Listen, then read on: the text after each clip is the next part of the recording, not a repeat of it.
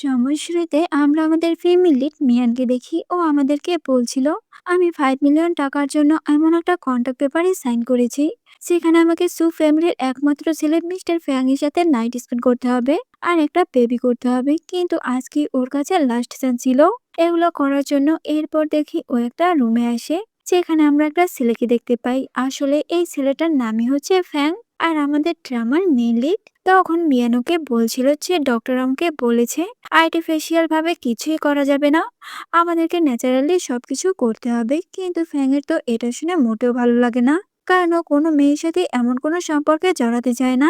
মিয়ান তো এটা শুনে ওকে বুঝাই, ও বলছিল আমার ওই টাকাটা লাগবে, আর তোমার মা বলেছে যদি আমি তাড়াতাড়ি প্রেগনেন্ট হয়ে যাই তাহলে উনি আমাকে ওই টাকাটা দিয়ে দিবেন। ফ্যাং তো তারপর ওখান থেকে যেতে চাচ্ছিল, কিন্তু ও বুঝতে পারে যে ওর মা কিছুক্ষণ আগে ওকে যে স্যুপটা খেতে দিয়েছিল ওটার ভিতরে ড্রাগ মিশানো ছিল, যার ফলে ওটার এফেক্ট তো এখন ওর উপরে পড়ছিল। কিন্তু তারপর ও ওখান থেকে চলে যাচ্ছিল, যেটা দেখে মিয়ান তোকে জোর করে ওর কাছে আসে আর ওর সাথে নাইট স্পেন্ড করে। তো পরের দিন সকালে দেখি ওর যখন ঘুম ভাঙে ও তো ফ্যাংকে ওখানেই দাঁড়িয়ে থাকতে দেখে। তখন ফ্যাং রেগে ওকে ওখান থেকে চলে যেতে বলছিল, যেটা শুনে ও তো ওখান থেকে চলে যায়। তখনই ওকে ওর ফিয়ান্সে জিন মেসেজ দেয়, ও বলছিল তুমি কোথায় চলে গেছো, আমি তো তোমার বাবা মার চিকিৎসার জন্য টাকা জোগাড় করে ফেলেছি যাতে ওনাদের ট্রিটমেন্ট খুব ভালোভাবে হয়ে যাবে। আর আমি শুনেছি তুমি নাকি বাবাকে বলে আমাদের এঙ্গেজমেন্টটা ভেঙে দিয়েছো, তুমি এটা কেন করেছো? মিয়ান তো এগুলো পরে কান্না করছিল। তখন আমরা একটা ফ্ল্যাশব্যাক দেখি, কিছুদিন আগে ফ্যাং এর মা ওর সাথে দেখা করতে যায়। উনি বলছিল আমি জানি তোমার অনেক টাকার প্রয়োজন, তাই তুমি যদি আমার ছেলেকে মানিয়ে প্রেগনেন্ট হতে পারো আর একটা বাচ্চা জন্ম দিতে পারো তাহলে আমি তোমাকে 5 মিলিয়ন টাকা দিব। আর এখন 1 মিলিয়ন, এগুলো বলে উনি তোকে একটা কন্ট্যাক্ট পেপার দেয়।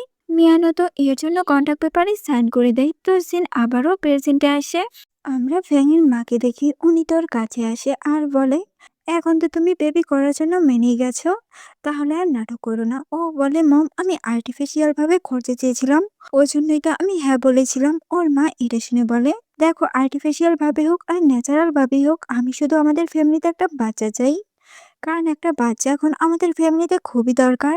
এগুলো বলার পর উনি তো মিয়ানের সাথেও কন্ট্যাক্ট পেপারটা ওকে দেখায়, যেটা দেখে ও তো একদমই অবাক। ও বলছিল তার মানে ও আমার সাথে কাল রাতে যা যা করেছে ওগুলো সব ওর নাটক ছিল।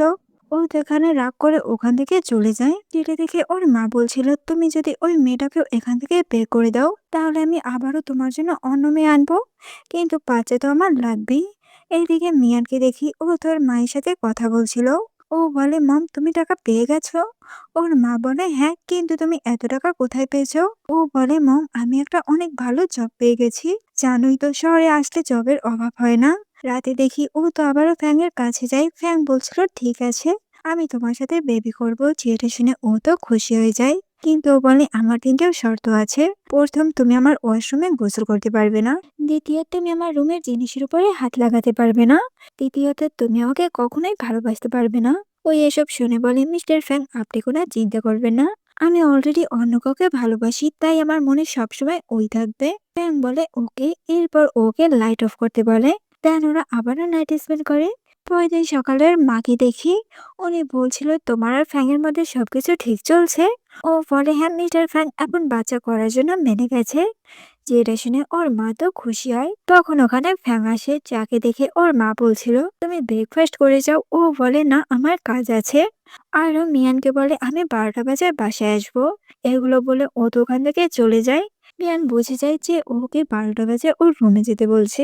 আরও যাওয়ার পর ওখানে ফ্যাং এর অ্যাডপ্টেড বোন আসে, যার নাম ছিল শিন। ও বলছিল মম তুমি এটা কি করছো, তুমি একটা গ্রামের মেয়েকে নিয়ে এসেছো ফ্যাংয়ের সাথে বেবি করাতে, যেটা শুনে ওর মা তো ওকে বোঝায়। কিন্তু ও বলে মম তুমি তো আমাকে এতিমখানা থেকে অ্যাডপ্ট করেছো এই জন্যই যে তুমি আমাকে ফ্যাংয়ের সাথে বিয়ে দিবে, আর আমিও তো ফ্যাংয়ের সাথে একটা বেবি করতে পারতাম। ওর মা বলে তুমি তো জানো ফ্যাং এর অনেক বড় একটা অসুখ হয়েছে, এই জন্যই ও কারোর সাথে সম্পর্কে জড়াতে চায় না, আর আমিও চাই না ওর জন্য তোমার কোনো প্রবলেম হোক। আর শিন তো ওসব কথা শুনে রেগে যায়। তখনই ওখানে মিয়ান আসে, যাকে দেখে ও বলছিল তুমি তো এই মেয়েটা না যে নিজেকে বিক্রি করে দিয়েছো, এখন বলো ফ্যাংয়ের লাইফ থেকে চলে যেতে তোমার কত টাকা দরকার? মিয়ান বলে কিন্তু আমাকে তো বেবি করতে হবে। ও বলে তুমি এটা ডিজার্ভ করো না, বলো তুমি কত টাকা চাও যেটা দিয়ে তুমি ফ্যাংয়ের লাইফ থেকে সরে যাবে। এটা শুনে ওর মা ওকে শান্ত করে। উনি বলছিল আগে ফ্যান বাসায় আসুক তারপরে সবকিছু হবে। যে ও কি চায়। তো রাতে দেখি মিয়ান তো আবারও রুমে যায়। আর ওরা একসাথে আবারও নাইট স্পেন্ড করে। তো পরের দিন ও বলছিল আমি আর আজকে রাতে বাসায় আসবো না। আর ডক্টর বলেছে মাসে দুবার হলেই হয়ে যাবে। কিন্তু ফ্যান তো এটা মানতে চায় না, যেটা শুনে ও মনে মনে বলছিল এ তো প্রথমে আমাকে এর কাছে আসতে দিত না, তাহলে এখন কি হলো? তখন ফ্যান বলে যখন একবার আমি শুরু করেছি তাই এটা আমাকে কন্টিনিউ রাখতেই হবে। আর ওকে কাল তো রুমে আসতে বলে। ও বলে আমরা কালকে শুধু এমনি এমনি ঘুমাবো, আমি তোমাকে কিচ্ছুই করবো না, যেটা শুনে ও বলে ঠিক আছে। এরপর দেখি মিয়ান তো শিন আর ওর মাকে খাবার বানিয়ে দিচ্ছিল, কিন্তু শিন বলে আমি এগুলো খাবো না, আমার জন্য অন্য কিছু বানিয়ে আনো। ও বলে ঠিক আছে। তো সিন এখানেই কাটায় আর আমরা ফ্যাংয়ের মমকে দেখি উনি লিয়ানকে কিছু কাপড় দিয়ে বলছিল এগুলো সামান্য একটু ছিঁড়ে গেছে, তুমি যদি এগুলো রিপেয়ার করে দিতে পারো তাহলে তুমি আরো বাড়তি কিছু টাকা ইনকাম করতে পারবে, কারণ এগুলো আমার ফ্রেন্ডের, যেটা শুনে ও তো রাজি হয়ে যায়। এরপর ও যখন ওই কাপড়গুলো ঠিক করছিল তখন ওখানে শিন আসে আর ও মিয়ানকে ইচ্ছে করে ধাক্কা মারে। এর ফলে মিয়ানের হাতে তো নিডলস ঢুকে যায় আর ওর হাত থেকে রক্ত বের হয়। তখনই ওখানে ফ্যাং আসে আর ও এইসব কিছু দেখে শিনের উপরে খুবই চিল্লায় আর বলে তুমি কি পাগল হয়ে গেছো নাকি, তাড়াতাড়ি ওর কাছে মাপ চাও। এরপরও মিয়ানের কাছে আসে আর বলে চলো হসপিটালে চলো, যেটা শুনে ও তো মানা করে দেয়, কিন্তু তারপরও ওকে কোলে তুলে হসপিটালে নিয়ে যায়। এটা দেখে শিনুর তো আরো রাগ উঠে। এরপর ও যখন হসপিটাল থেকে বাসায় আসে তখন ওর মা ওর কাছে শিনের হয়ে মাপ চায়। উনি বলছিল আসলে ও একটু অমনি, প্লিজ ওর কথা কিছু মনে করো না। ও বলে না আমি কিছুই মনে করিনি, আমি তো এখানে শুধু আমার কাজ করতে এসেছি। এগুলো বলে ও যখন উপরে যায় তখন আবার ওর কাছে শিন আসে। ও বলছিল আমি তো তোমাকে ভালো ভেবেছিলাম, এখন তুমি ফ্যানকে ছেড়ে যাওয়ার জন্য মেনে গেছিলে, কিন্তু এখন আমি তোমার প্ল্যানটা বুঝতে পেরেছি। তুমি ফ্যানকে ফাঁসিয়ে এই ফ্যামিলির বউ হতে চাও না। সত্যি তোমাদের মতো গরিব মেয়েরা টাকার জন্য সবকিছু করতে পারে। তোমার ভয় হচ্ছে না যদি তোমার জন্য তোমার বাবা মার কিছু হয়? মিয়ান বলে অনেক হয়েছে, দেখো আমি শুধু বেবি করার জন্য এই কন্ট্রাক্ট পেপারে সাইন করেছি। মিয়ান বলে অনেক হয়েছে, দেখো আমি শুধু বেবি করার জন্য এই কন্ট্রাক্ট পেপারে সাইন করেছি, তাই আমাকে এর জন্য যা যা করতে হবে আমি ওগুলোই করব। আর আমার ফ্যামিলি ব্যাপারে তুমি কি জানো? যদি তোমার এতই প্রবলেম হয় আমাকে নিয়ে তাহলে যাও গিয়ে নিজের মাকে বোঝাও। উনি যদি আমাকে এখান থেকে বের করে দেয় তাহলে আমি এখান থেকে চলে যাব। যেটা শুনে ও তো রেগে ওকে একটা ধাক্কা মারে, কিন্তু তখন ওখানে ফ্যান আসে। ও তোকে বাঁচিয়ে নেয় আর শিনকে বলে মিয়ান আমার লিগালি ম্যারিড ওয়াইফ আর তুমি হচ্ছে এই বাড়ির অ্যাডপ্টেড মেয়ে, তাই তুমি তোমার লিমিটের মধ্যে থাকো। শিন তো এটা শুনে রেগে ওখান থেকে চলে যায়। তখন ফ্যাং ওকে বলে তুমি কেন নিজেকে এভাবে বুলি হতে দাও, কোনো প্রতিবাদ কেন করছো না তুমি? ও বলে যদি করি তাহলে তো তোমার মম আমাকে জব থেকে ফায়ার করে দিবে। ও বলে দিবে না। মিয়ান বলে কেন? ও বলে কারণ আমার ওসিডি রোগ আছে আর এটা অনেক বেশি, আর উনি তো এখন গ্র্যান্ড চাইল্ড চাই, তাহলে এখন তোমাকে ওনার লাগবে। আসলে আমি যার সাথে একবার সম্পর্ক বানাই তাকে ছাড়া আমি অন্য কারোর সাথে আর যেতে পারি না। মিয়ান তো ওর এসব কথা শুনে অবাক। তখন ফ্যাং ওকে বলে তোমার সবকিছু নিয়ে আমার রুমে চলে আসো, কারণ আজকে থেকে তুমি ওখানেই থাকবে। ও বলে কিন্তু ওয়াশরুম? ফ্যাং বলে আমারটাই ইউজ করবে, আমি শর্ত ফিরিয়ে নিচ্ছি। রাতে দেখি মিয়া যখন ওর রুমে আসে তখন ফ্যাং তো ওর আঘাতে মেডিসিন লাগিয়ে দেয় আর বলে আমি যখন ঘুমাবো না তখন হেয়ারিংটা খুলে আমি ঘুমাবো, আর আমি তখন কানে কিছু শুনবো না, তাই তুমি যদি আমাকে কিছু বলতে চাও তাহলে তখন আমাকে জানাবে, আমি উঠে যাব। মিয়ান বলে ঠিক আছে। এরপর দেখি ওরা যখন ঘুমাচ্ছিল তখন মিয়ান ওকে জড়িয়ে ধরে আর ঘুমের ঘরে কিছু বলতে থাকে, যেটা শুনে ফ্যাং তো ইয়ারিংটা আবারও পরে নেয়। তখনও শুনে যেখানে মিয়াং বলছিল বাবা মা আমি তোমাদেরকে অনেক মিস করছি, আমি খুব জলদি আমার ভাইকে ছাড়িয়ে আনবো। এটা শুনে ফ্যাং তোর অ্যাসিস্ট্যান্টকে একটা মেসেজ দেয় আর মিয়ানের ফ্যামিলির সমস্ত ইনফরমেশন ওকে জোগাড় করতে বলে। তো পরের দিন দেখি ওরা যখন ঘুম থেকে উঠে মিয়ান বলছিল আজকে অনেক দেরি হয়ে গেছে ঘুম থেকে উঠতে, তুমি আরো আগে ডাকবে না আমাকে? এখানে ফ্যাং তখন ওকে শান্ত হতে বলে আর ওকে ওর কাছে আসতে বলে। ও বলছিল আমি তোমাকে মেডিসিন লাগিয়ে দেব। ও বলে না তার কোনো দরকার নেই, আমার হাত ঠিক হয়ে গেছে। ফ্যাং বলে দেখো যদি তুমি আমার কথা না শুনে তাহলে কিন্তু আমি অন্য কিছু করব। যেটা শুনে ও বলে ঠিক আছে। এরপর ওর হাতে মেডিসিন লাগিয়ে দেয় আর বলে তোমাকে আমার মা কত টাকা দেওয়ার কথা বলেছে? ও বলে 5 মিলিয়ন। ফ্যাং বলে ঠিক আছে আমি তোমাকে টাকা পাঠিয়ে দিব। ও বলে তোমার ভয় হচ্ছে না যদি আমি তোমার টাকা নিয়ে ভেগে যাই? ফ্যাং বলে সত্যি তুমি পালাবে? ও বলে না, দেন ও তো কোটে নৌকায় পরিয়ে দেয়। তখন ফ্যাং ওকে টাই পরিয়ে দিতে বলছিল, কিন্তু ও বলে আমি তো এটা পরিয়ে দিতে পারি না।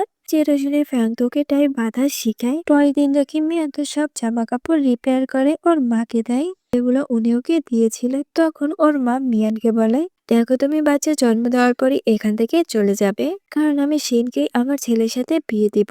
এই জন্যই আমি ওকে অ্যাডপ্ট করেছিলাম, আর তোমার বাচ্চা ওকে মা হিসাবে চিনবে, তাই সবসময় নিজের লিমিটের মধ্যে থাকবে। ও বলে, হ্যাঁ আমি বুঝতে পেরেছি।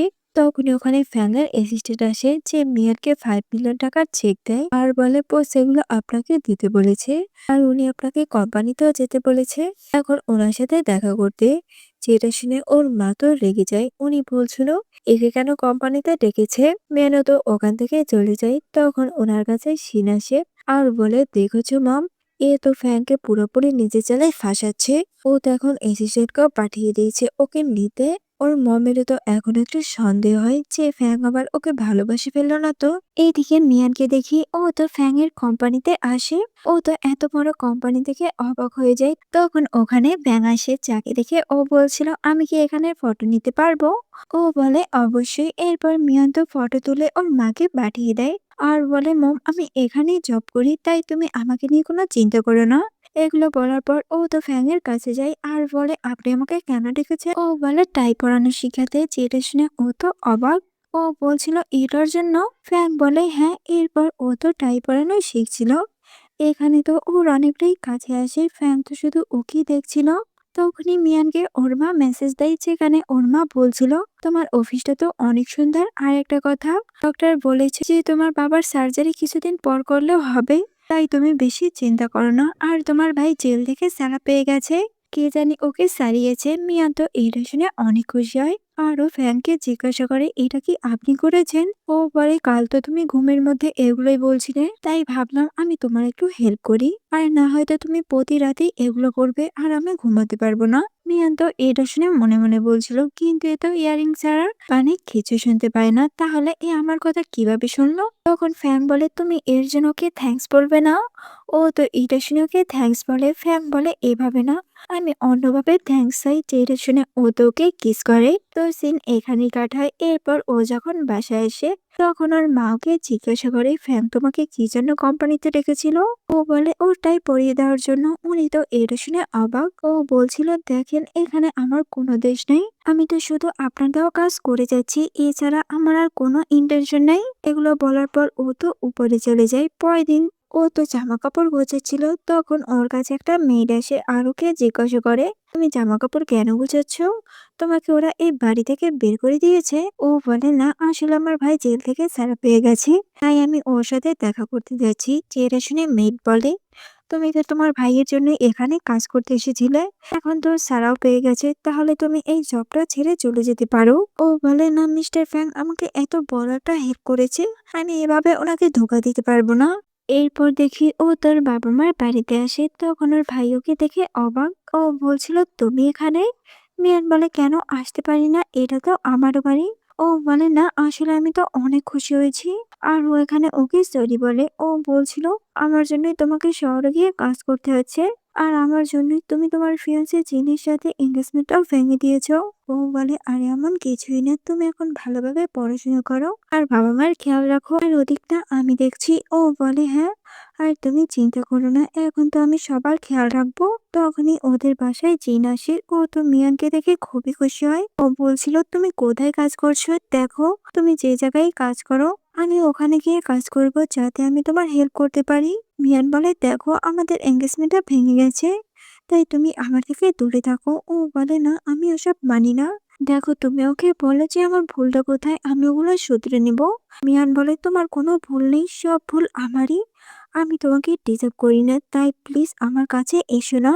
এগুলো বলে ও তো দরজা আটকে দেয়। তখন ও ওখানে একটা পৃষ্ঠা দেখতে পায়। আসলে এখানে ফ্যান মিয়ানকে ওর পার্সোনাল নাম্বার লিখে দিয়েছিল।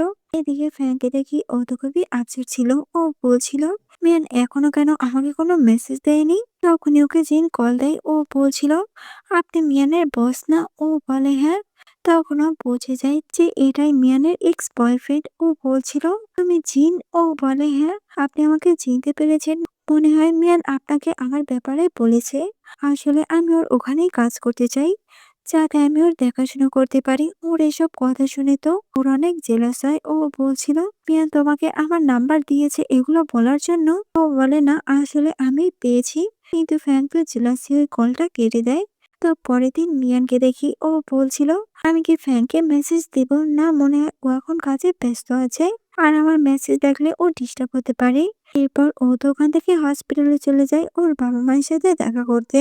তখনই ফ্যাং ওকে কল দেয়, যেটা দেখে ওর ভাই তো কলটা ধরে আর বলে আমার বোন এখন কাজে বাইরে গেছে, তাই তুমি ওকে পরে কল দিয়ে। ফ্যাং ওর কথা শুনে বলে যে তুমি ওর ভাই হও? ও বলে হ্যাঁ, আর আপনি কি ওর বস? ফ্যাং বলে কেন, তোমার বোন আমার ব্যাপারে এমনটাই তোমাকে বলেছে? ও বলে হ্যাঁ, ও তো বলেছে আপনি অনেক ভালো বস। এরপর ও তো নাটক শুরু করে দেয়। ও বলছিল আমার বোনের না কার অ্যাক্সিডেন্ট হয়েছে, প্লিজ ওকে কয়দিন ছুটি দিন। আসলে ও তো মিথ্যা বলছিল যাতে মিয়ান কয়দিন ওদের কাছে থাকতে পারে। এদিকে ফ্যাং তো এটা শুনে খুবই ঘাবড়ে যায় আর ও তাড়াতাড়ি মিয়ানের সাথে দেখা করার জন্য বের হয়। তো কিছু সময় পর দেখি ফ্যাং তো মিয়ানদের এয়ারপোর্টে এসে ওকে ফোন দেয়। তখন ও কলটা উঠায়, যেটা শুনে ও বলছিল তুমি কথা বলতে পারো। মিয়ান বলে আজব, আমি কথা কেন বলতে পারবো না? ফ্যাং তো ওর কথা শুনে বুঝে যায় যে ওর ভাই ওকে মিথ্যা বলেছে। ও তো একটু শান্তির নিঃশ্বাস নেয়। এরপর ওকে বলে আমি তোমাদের এখানের এয়ারপোর্টে এসেছি, তাড়াতাড়ি আমাকে এসে নিয়ে যাও। যেটা শুনে ও তো অবাক। এরপর দেখি ও তোর কাছে আসে। ও বলছিল তুমি এখানে কেন এসেছো? ফ্যাং বলে আসলে আমি এখানে একটু ঘুরতে এসেছি। ইয়ান বলে কিন্তু এখানে তো দেখার মতো ভালো কোনো জায়গাই নেই। ফ্যাং ওর এইসব কথা শুনে বলে তুমি আমাকে এখানে দাঁড়িয়ে রেখে কি সব কথা জিজ্ঞাসা করবে, নাকি আমাকে একটু বিশ্রামের জন্য কোথাও নিয়ে যাবে? এটা শুনে মিয়ান তো ওকে একটা হোটেলে নিয়ে আসে। ও বলছিল তুমি আজকে রাতে এখানেই থাকো, আমি বাসায় যাচ্ছি। কিন্তু ফ্যান তো ওকে আটকায় আর বলে তুমি কোথাও যেতে পারবে না। এগুলো বলে ও তোকে কিস করতে থাকে আর ওরা আবারও নাইট স্পেন্ড করে। পরের দিন সকালে ফ্যানকে দেখি ও তো আগেই ঘুম থেকে উঠে মিয়ানকে দেখছিল। এরপর দেখি মিয়ানও ঘুম থেকে উঠে আর ও যখন ফ্রেশ হয়ে আসে তখন ওর ভাই ওকে ফোন দিয়ে বলে বাবা খুবই অসুস্থ হয়ে পড়েছে আর ওনার এখনই সার্জারি করতে হবে। ডক্টর এটাই বলেছে তুমি তাড়াতাড়ি হসপিটালে আসো। এটা শুনে ও তো অবাক আর তাড়াতাড়ি হসপিটালে আসে। ফ্যাং তো ওর পিছে পিছে আসে। এখানে তো ওর মা মিয়ানকে দেখে খুবই কান্না করছিল, যেটা দেখে ফ্যাং একটা সাইডে গিয়ে কাউকে কল দেয় আর বলে সার্জারির জন্য প্লিজ ডক্টরকে হায়ার করো ইমিডিয়েটলি। তো কিছুক্ষণ পর ডক্টর বের হয়ে বলে ওনার সার্জারি সাকসেসফুলি কমপ্লিট হয়েছে। যেটা শুনে মিয়া তো খুবই খুশি হয় আর ওকে জড়িয়ে ধরে। ওর মা আর ভাই ফ্যাংকে থ্যাঙ্কস বলছিল ওনাদের এত বড় একটা হেল্প করার জন্য। তখন ওর ভাই বলে আপনি আমার বোনের কি হন? ও বলে বস যাকে তুমি কিছুক্ষণ আগে মিথ্যা বলেছিলে। এটা শুনে ওর ভাই তো ফ্যাংয়ের কাছে মাপ চায়, কিন্তু ও বলে দেখো মাপ চাইতে হবে না, তোমার এই কথার জন্য আমারই ভালো হয়েছে। এরপর দেখি ফ্যাং তোকে বাসা পর্যন্ত দিয়ে এসে চলে যায়। তখনই ওর কাছে জিন আসে আর বলে তোমার সাথে ওই ছেলেটাকে, ওহ তার মানে ওই লোকটার জন্যই তুমি ওকে ছেড়ে চলে গেছো? আমার মধ্যে কি এমন কম ছিল? যেটা শুনে মিয়ান বলে দেখো আমি তোমাকে এটাও বলেছি যে আমি তোমাকে ডিজার্ভ করি না। ও বলে কেন? মিয়ান তখন ওকে সবকিছু বলে যে ও টাকার জন্য কন্ট্রাক্ট পেপারে সাইন করেছে, এখন ওকে ওটাই করতে হবে। চিন্তা এটা শুনে ওকে জড়িয়ে ধরে। ও বলছিল প্লিজ আমাকে ছেড়ে যেও না, আমি তোমার জন্য টাকা জোগাড় করব। তখনই ওখানে ফ্যাং আসে আর মিয়ানকে ওখান থেকে নিয়ে ভিতরে আসে। ও ওকে জিজ্ঞাসা করছিল তোমার আমার সাথে থাকতে অনেক কষ্ট হচ্ছে না?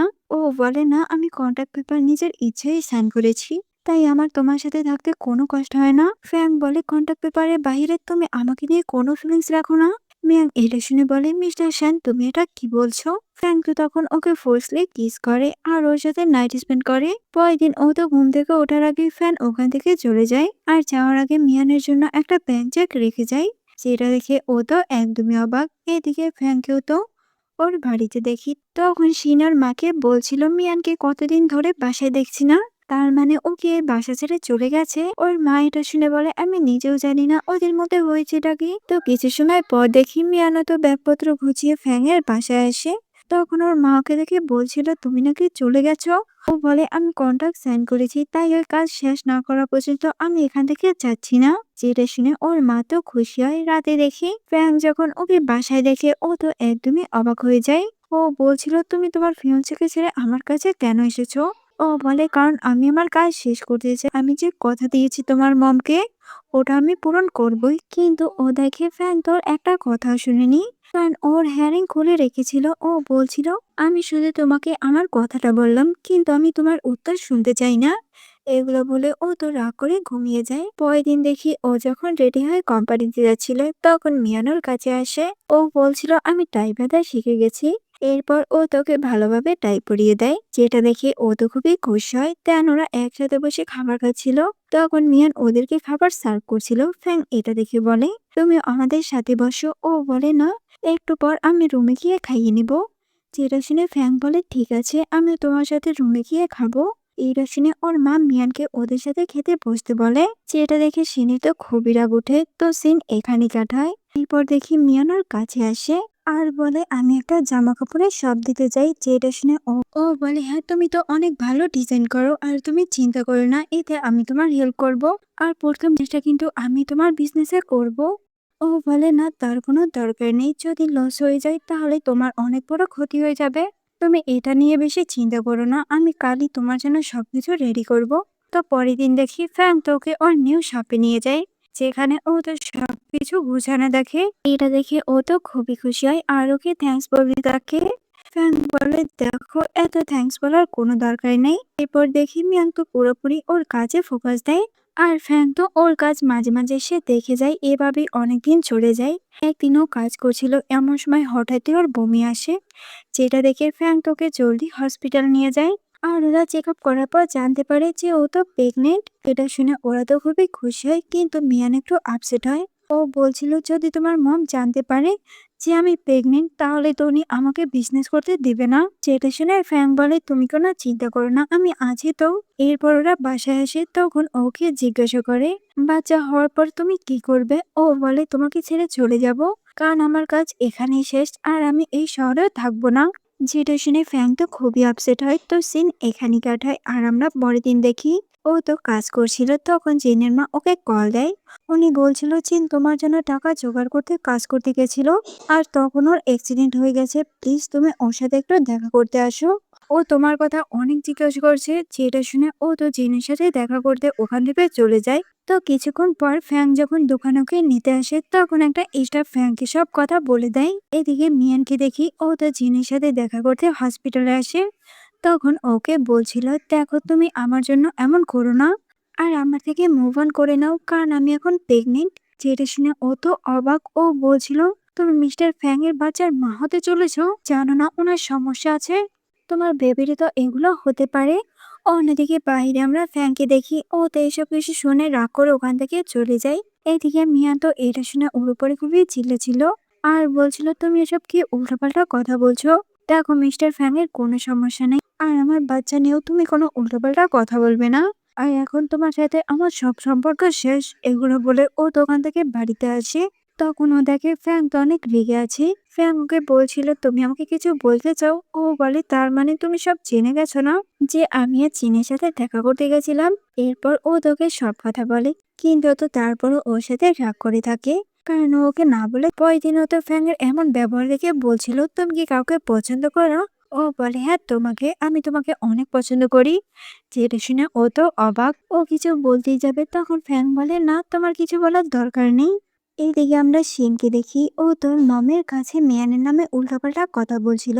যেটা শুনে ওর মম তো মিয়ানের উপরে খুবই রেগে যায়। তখনই ওখানে মিয়ান আসে। যাকে দেখে উনি বলছিল, তুমি আমার ছেলেকে নিজের জালে ফাঁসিয়েছ না? এখন আমি তোমার সাথে সমস্ত কন্ট্যাক্ট শেষ করব। যেটা শুনে ও বলে, কিন্তু আমি তো প্রেগনেন্ট। এটা শুনে উনি তো অবাক। উনি বলছিল, তুমি প্রেগনেন্ট, এটা আমাকে আগে কেন বলনি? তখন ফ্যাং ওনাকে সবকিছু বুঝিয়ে বলে। তো সিন এখানে কাট হয়। আর আমরা 5 বছর পর দেখি এখন তো ওদের একটা ছেলেও আছে, আর মিয়ান আবারও প্রেগনেন্ট। আর এতদিনে মিয়ান তোকে ওর ভালোবাসার কথাটা বলে দিয়েছে, আর ওরা সারা জীবন একসাথে থাকার সিদ্ধান্ত নিয়েছে। তো এখানেই এই ড্রামাটার এন্ডিং হয়।